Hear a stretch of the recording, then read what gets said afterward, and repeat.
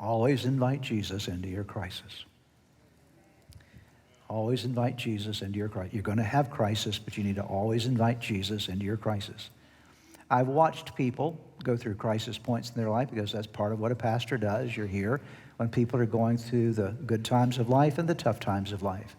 And I've observed that people make choices when they're going through a crisis point. Some panic, they just lose it, like the whole world's coming apart.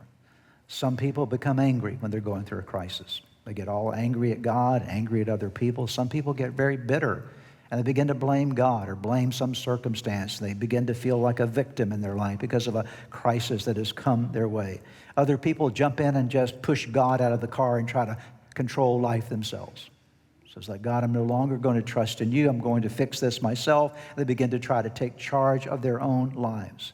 But I would tell you today that there's another option and a better option, and it's the option that Jairus chose. When the crisis came, Jairus made one decision. He said, I've got to get to Jesus. I need to invite Jesus into this crisis. And take a look with me at what he does in Mark chapter 5 again, in verses 22 and 23. Then one of the synagogue leaders, he's a highly respected community leader, named Jairus came, and when he saw Jesus, he fell at his feet, pleading with him earnestly, my little daughter is dying. Please come and put your hands on her so that she will be healed. So he comes and he falls at the feet of Jesus.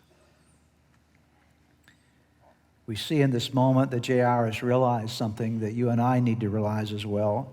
Jairus realized that his community status couldn't help him.